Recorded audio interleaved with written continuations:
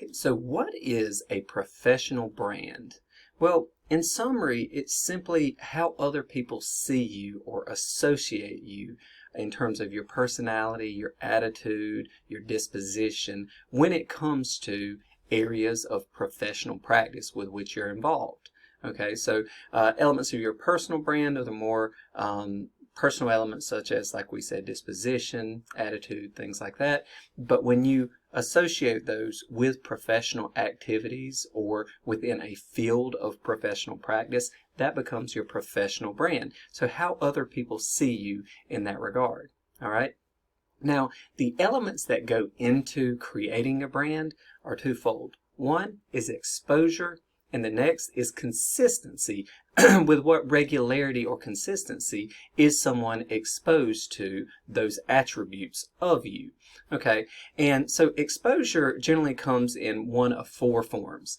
Okay, to start with, there's the personal interaction that you have with someone, and that can be physical, in person, or it can be electronic, digital, that type of thing. But in any event, usually it involves some level of communication or observation or interaction with the person personally, okay, with others. The next is third-party communications. That is, other people talking to other people about you.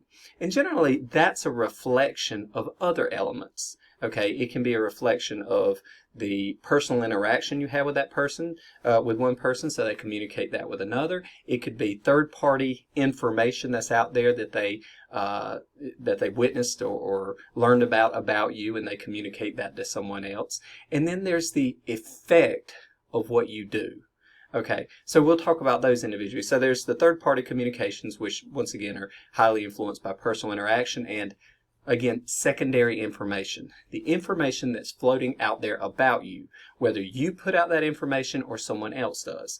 The primary way that most people see information about them is through their own generation, through social media and whatnot. Now, if you become a prominent individual in your field or career, you may have lots of articles written about you by third parties, magazines, blogs, that type of thing, based upon business activity or professional activity you're engaged in. Okay, so it is certainly possible that third parties create that secondary information about you, right? But for most of us, it's the information that we put out about ourselves. That can be anything from the comments we make on social media to the articles that we like or upvote or put out there ourselves, things that we do on a website, how we present ourselves to the public.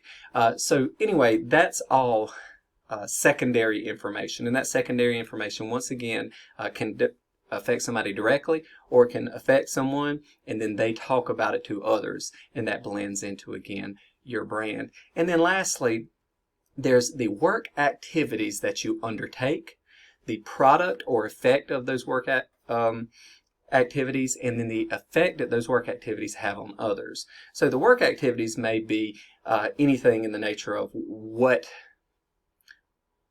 you do in your professional life, what you do in your public service life, what you do in your service, your nonprofit, or your for the good of the people type actions. Like if you work regularly with Habitat for Humanity or food shelters or something of that nature, right? That is a type of work activity you choose to engage in. What activities you engage in your professional life, whether it's at work, within your own business, that type of thing, get observed by others, right? And how you go about carrying out that activity, right? With what diligence, with what dedication, that type of thing.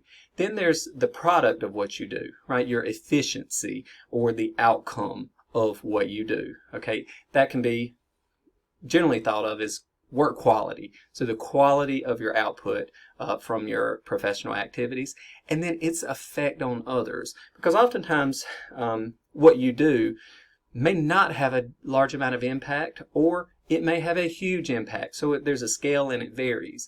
Activities that have a major impact tend to have a much greater effect on how others see you and whether others are communicating that information about you or are receptive to that information about you. So once again, how your activities affect another.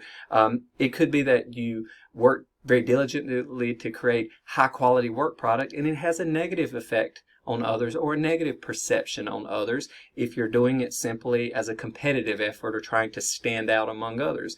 In that way, high work quality product can have a negative effect on your brand in the same way.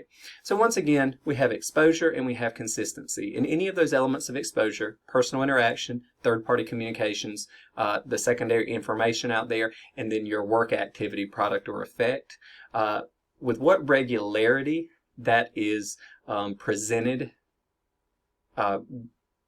will determine the extent to which or how strong your brand becomes behind those different elements. Okay, because no one is completely consistent in how they perform in these areas or how they expose themselves to others over time. But the greater the consistency and the greater regularity of exposure, the more quickly or with greater depth you'll develop your personal brand.